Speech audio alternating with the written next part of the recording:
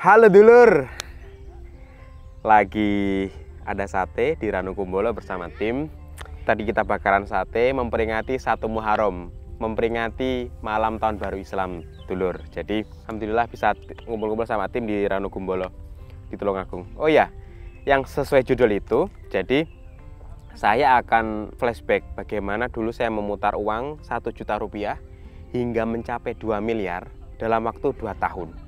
Dan itu pengalaman nyata, pengalaman yang saya alami sendiri. Ini bukan bisnis pecah telur ya, ini bisnis yang sebelum saya membangun pecah telur. Nanti untuk lebih detailnya saya bahas waktu di studio. Oke, see you.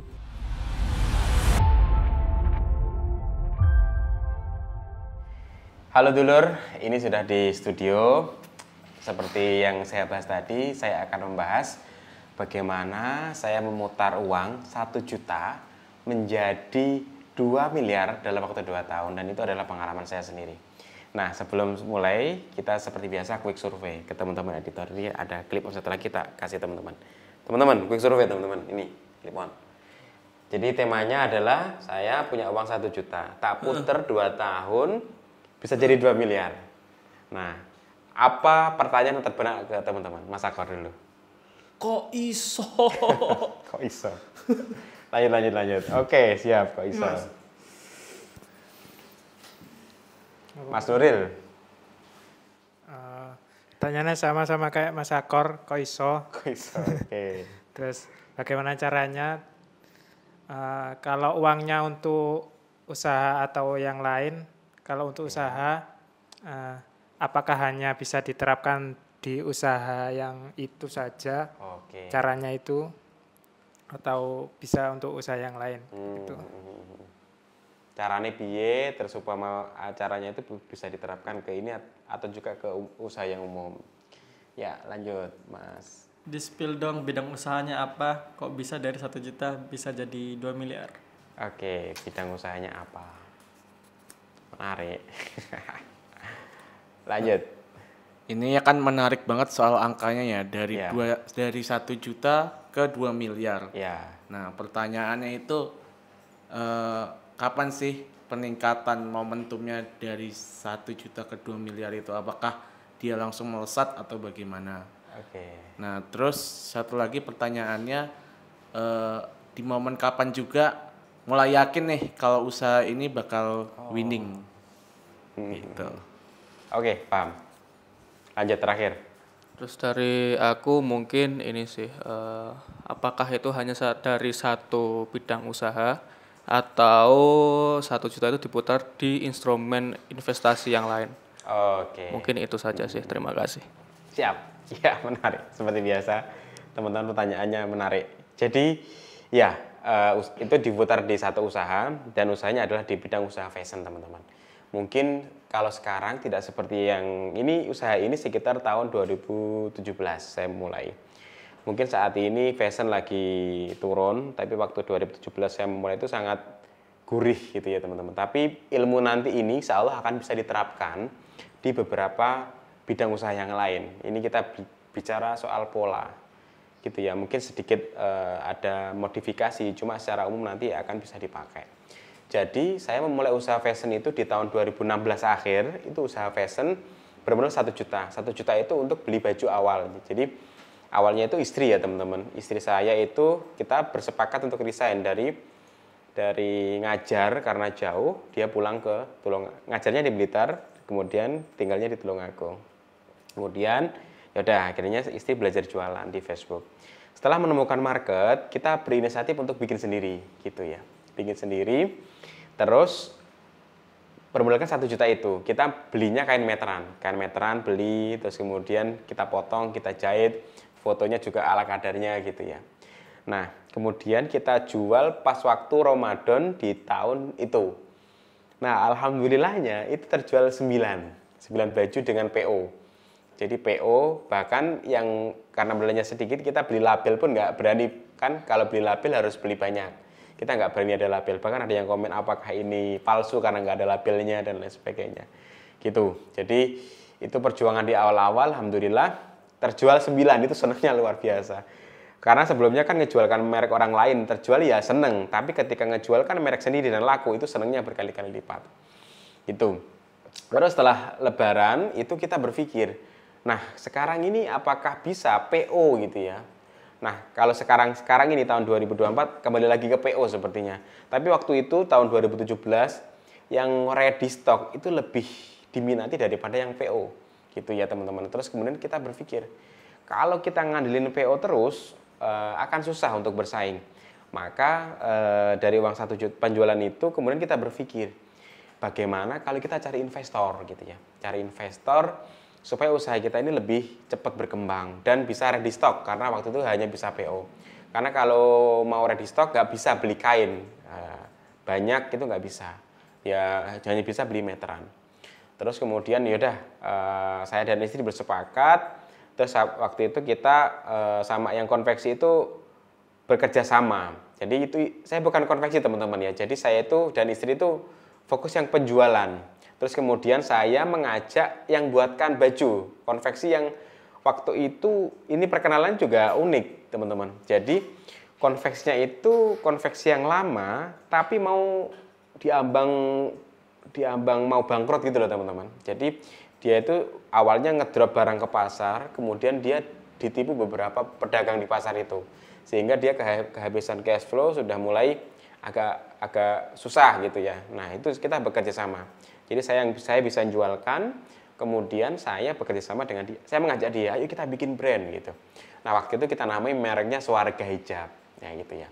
Terus saya dan teman saya itu kemudian mencari investor. Bagian keliling-keliling itu saya yang bertanggung jawab kepada investor saya, karena saya kan foundernya ya. Jadi ini saya yang memiliki ide investor, jadi saya yang bertanggung jawab akan program itu. Terus kemudian saya berpikir kalau cuma cari investor itu ya biasa lah ya. Terus kemudian saya berpikir bagaimana supaya kita bisa dapat investor sekaligus mentor. Ini kuncinya. Kita tidak hanya mendapatkan uang, tapi bagaimana kita juga mendapatkan bimbingan. Kemudian saya mencari list teman saya yang sukses di usaha online. Jadi kan alhamdulillah saya waktu itu termasuk orang yang dikenal di kalangan teman-teman, orang yang alhamdulillah amanah dan juga bisa usaha gitu. Syaratnya mencari investor itu teman-teman.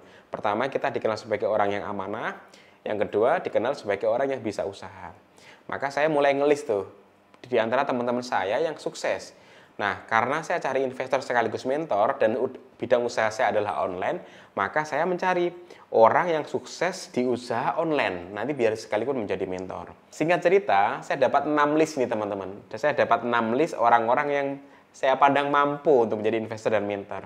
Terus saya datangi tuh mereka ternyata 4 menolak dan 2 menerima dan mau. Waktu itu kan saya merencanakan anggaran saya sekitar 150 juta dan saya bagi menjadi 6 orang supaya ringan gitu loh. Tapi alhamdulillah yang 4 menolak dan yang 2 itu menerima dan mau untuk mengcover semua kebutuhan gitu ya teman-teman. Nah pertanyaannya kenapa 150 juta dan kenapa dia mau menerima? Jadi gini teman-teman, untuk meyakinkan investor itu kita harus punya plan. Awalnya dulu saya investnya cuma sedikit, cuma sekitar 6 juta atau 7 juta. Terus teman-teman yang saya pitching itu bertanya, nanti kalau sudah 6 juta sampai 7 juta uangnya habis gimana gitu kan. Nah saya nggak bisa jawab. Nah ternyata akhirnya kita harus punya plan jangka panjang. Jadi saya punya plan 150 juta, di mana 150 juta itu dibagi menjadi tiga tahapan.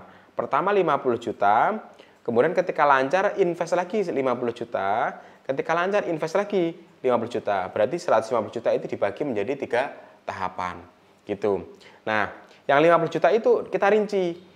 50 juta itu nanti untuk sewa kantor sekitar 4 juta, untuk admin kan 1 orang aja dulu waktu itu. Admin sekitar per bulan 1,5 juta karena masih trial kan, belum di sini itu UMR-nya 2 juta sekian, tapi waktu itu 1,5 juta sudah oke untuk trial ya, untuk uji coba. 1,5 juta. Nah, nanti kita yang selebihnya untuk beli kain. Nanti kita gambarkan ke investor itu, nanti uang yang benar-benar hilang itu adalah untuk yang sewa sama biaya admin, untuk biaya listrik, wifi.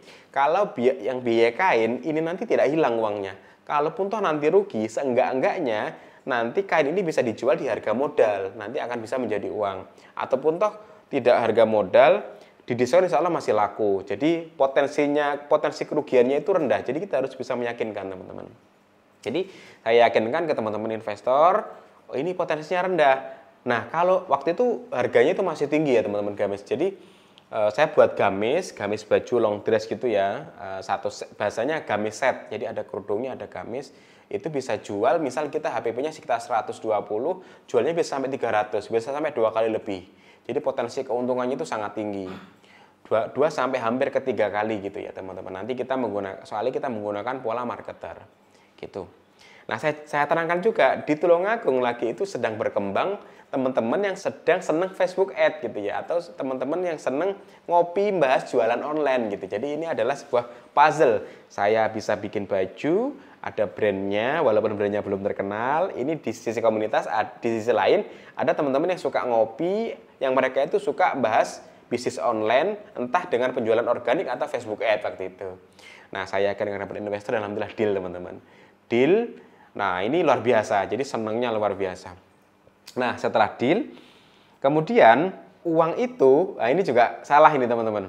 Jadi dari uang itu saya belikan hadiah untuk investor. Jadi terima kasih investor Swarga Hijab gitu. Saya dimarahin teman-teman sama investor. Lah sampeyan bikin hadiah ke investor pakai uang invest kami gitu.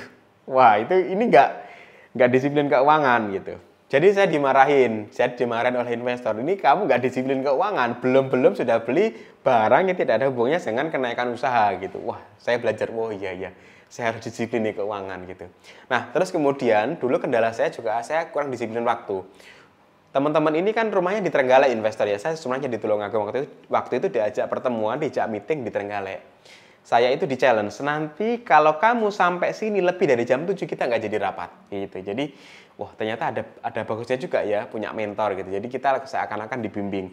Kita jadi disiplin waktu, disiplin report, disiplin keuangan. Intinya dulu situ sangat detail banget ya. Jadi kayak misal kita ngeprint invoice gitu ya. Itu kalaupun toh nanti bisa dipakai kertas setengahnya masih disimpan lagi gitu. Karena seakan-akan kita merasa diawasi, kita penggunaan uang itu diawasi dan itu bagus banget untuk pemula. Nah gitu teman-teman. Singkat cerita, alhamdulillah berjalan. Dari 1 bulan, 2 bulan, 3 bulan, itu sudah mulai ada penjualan dan transaksi.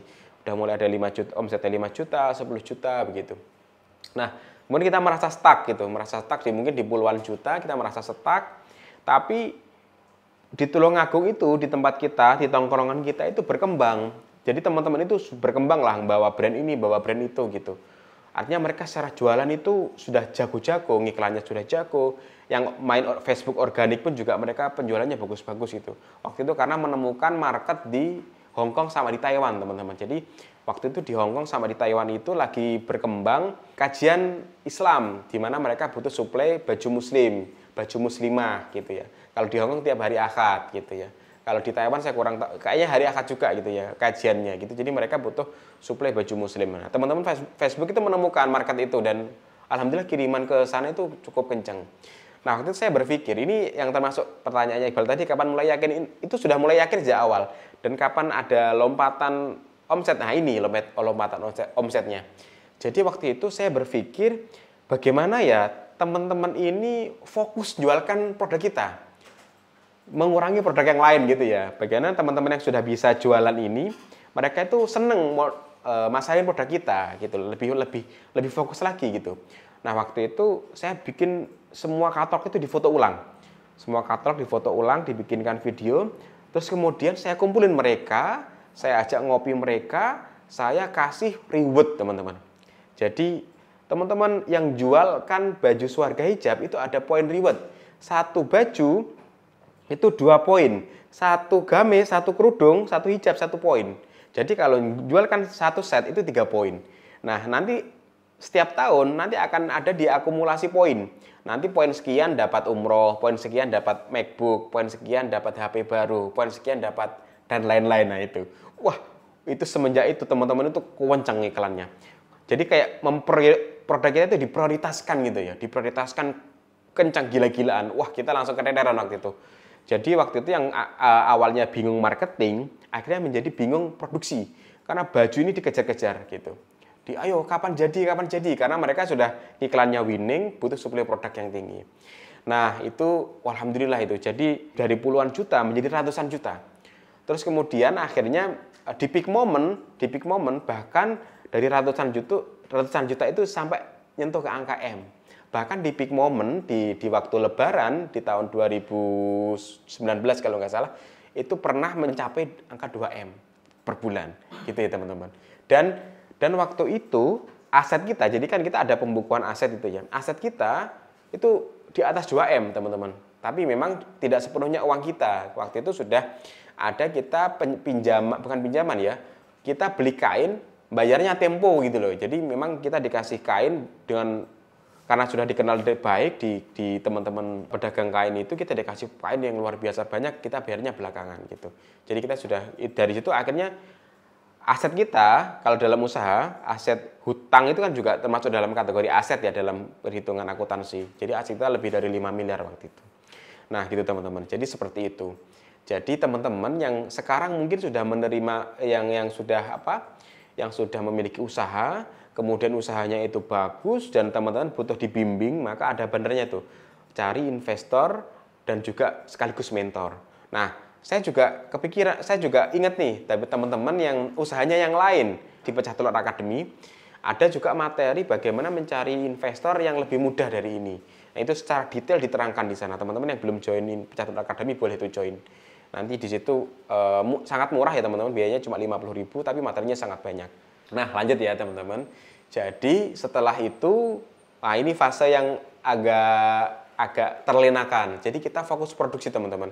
Jadi ini yang juga salah teman-teman. Jadi teman-teman harus berimbang. Fokus produksi boleh, marketing jangan lupa. Bangun aset digital jangan lupa. Ini kesalahan saya adalah saya hanya fokus bangun tim produksi. Karena waktu itu keteteran produksi. Saya melupakan tim marketing yang benar-benar ngurusi marketing. Jadi karena saya fokusnya adalah penjualan ke teman-teman marketer. Jadi teman-teman marketer itu seperti ini sistemnya teman-teman ya. Seperti distributor. Tapi mereka tidak nyetok gitu ya. Jadi mereka tidak nyetok, dia langsung mendapatkan harga potongan 30% dari kami. Itu awalnya dulu itu mereka transfer dari konsumen transfer ke kami semua. Kemudian totalan bulanan itu mereka dipot komisian 30% gitu. Cuma akhirnya setelah transaksinya gede, mereka transfer ke mereka sendiri, mereka bayar ke kita barang pokoknya saja. Berarti sudah dipotong 30%. Nah, itu ternyata juga sistem itu juga kurang bagus gitu ya teman-teman ya. Kurang bagusnya apa? Ketika mereka teman-teman ini sudah tidak bisa memasarkan dan kita belum punya aset digital, kita belum punya fanpage, kita belum punya Instagram. Nah, itu kita kemudian menjadi turun gitu ya, penjualannya turun. Nah, itu terjadi di pandemi teman-teman. Di pandemi itu kita sedang menggenjot banget di produksi karena kita bikin reward kedua. Reward pertama itu kita hadiahnya paling tinggi adalah umroh, dan alhamdulillah ada umroh. Ada yang sampai berhasil umroh, ada yang sampai berhasil dapat MacBook 3 orang, ada yang dapat HP itu banyak, kita syukuran gede lah, waktu itu syukuran besar. Tahun kedua, tahun 2020, kita bikin reward, hadiah pertama itu mobil teman-teman. Hadiah mobil, dan karena teman-teman semangat, maka kita harus hanya fokus produksi. Ternyata di tengah-tengah waktu itu mulai ada pandemi, mulai terdengar pandemi, kita sudah investasi gede banget di produksi, dari konveksi ke sistem garment kita investasi banyak banget, kita rekrutmen banyak banget, dari yang karyawannya itu pokoknya sampai ke 300 karyawan, benar-benar investasi di produksi banget lah waktu itu. Ternyata pandemi datang, di mana kita sudah menggunakan banyak uang, entah itu uang supplier atau uang yang kita gulung itu diproduksi, diinvestasikan di produksi. Ternyata nggak bisa keluar, produknya nggak bisa keluar karena marketnya lagi lesu. Teman-teman yang iklan juga boncos teman-teman, karena pandemi tingkat daya beli turun, teman-teman iklan spend kurang bagus, mereka menjadi nggak ngiklan, produk nggak bisa keluar. Jadi itu mimpi buruk teman-teman. Jadi waktu itu di tahun 2000 awal pandemi, di 2020 Ramadan kita ada 30.000 stok baju set ya premium di gudang, nggak bisa keluar. Wah, kita sudah kelabakan waktu itu. Wah, ini gimana? Kita meeting internal, 2 investor dan juga saya dan juga partner saya, kan 4 orang pemiliknya. akhirnya kita memutuskan untuk ditutup saja gitu, karena kita nggak tahu sampai kapan pandemi ini, dan ini adalah uang uang sebagian besar adalah uang dari supplier yang kita putar.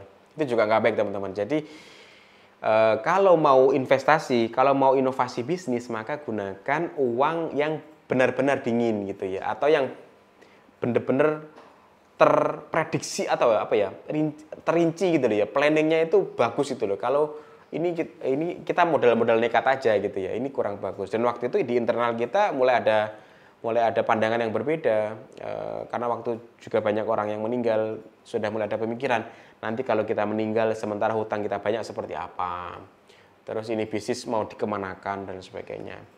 Nah akhirnya kita memutuskan untuk berhenti gitu ya. Nah ternyata setelah saya kaji sekarang ini, ternyata kita itu timingnya pas teman-teman. Jadi kita timingnya pas atau likuiditasnya di saat yang tepat. Karena semakin kita tahan, semakin buruk kok keadaannya gitu loh. Ternyata ya, wah saya ada untungnya juga ya waktu itu. Segera memutuskan untuk bangkrut gitu loh ya. Memutuskan untuk bangkrut ada untungnya. Karena apa? Karena kita sudah bisa likuiditas aset, pencairan aset di waktu yang tepat. Jadi waktu itu kita baru beli mesin, kita jual mesin dengan harga bekas. Baju-baju yang di gudang itu kita obral, potongan 30%, bahkan sampai ada yang 50%, bahkan ada yang 70% gitu ya. Yang penting barang keluar, ini jadi uang. Nah, uangnya untuk apa? Untuk bayar supplier kain gitu ya.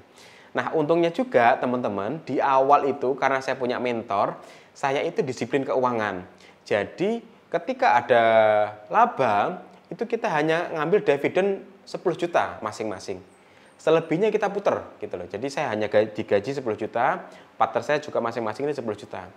Nah, selebihnya apa? Diputer lagi. Jadi laba itu digulung jadi modal laba. Nah, ternyata itu menyelamatkan teman-teman. Ketika aset yang kita numpuk itu banyak, kita cairkan, kita obral, bahkan kita obral dengan harga modal pun kita masih untung. Karena apa? Karena sebenarnya itu adalah laba kita yang tersimpan dalam bentuk aset. Nah, akhirnya alhamdulillah kita obral. Cukup lama juga habisnya, sampai sekarang pun masih ada. Cuma selama setahun awal itu sangat banyak penjualannya, cuma sekarang ya tinggal dikit-dikit. Alhamdulillah hutang terlunasi, bahkan masih ada sisa. Jadi usaha selesai, ada sisa, masih bisa, intinya kita masih bisa lah untuk dapat uang lah gitu ya. Nah alhamdulillah saya juga bisa untuk beli tanah dan lain sebagainya. Dan saya gunakan juga untuk modal bikin channel YouTube ini. Kira-kira gitu teman-teman. Jadi kalaupun toh teman-teman nanti itu intinya disiplin keuangan, menunda kesenangan itu insya Allah bagus. Walaupun nanti usahanya bangkrut, teman-teman tidak akan kelabakan dan masih ada modal untuk usaha selanjutnya. Kira-kira seperti itu teman-teman pelajaran saya, bagaimana saya dari modal 1 juta bisa berputar menjadi miliaran dalam waktu 2 tahun. Dan alhamdulillah itu menjadi momen di mana saya mulai dikenal teman-teman ya. Jadi dulu saya sebelumnya adalah seorang yang mungkin tidak dikenal di kalangan seorang pengusaha. Sejak ada usaha itu semakin dikenal gitu ya. Dan ketika saya bikin channel Pecah Telur pun akhirnya punya kenalan banyak teman-teman pengusaha. Oh ini dulu ownernya Swarga Hijab, sekarang bikin YouTube. Nah gitu semakin mudah gitu ya. Semakin dikenal gitu ya. Ibaratnya sudah naik kelas gitu ya, naik level gitu ya. Kira-kira seperti itu. Selamat bagi teman-teman yang baru memulai, selamat juga yang baru mendapatkan investor. Semoga teman-teman makin sukses, makin berkah usahanya. See you, sampai jumpa di next episode.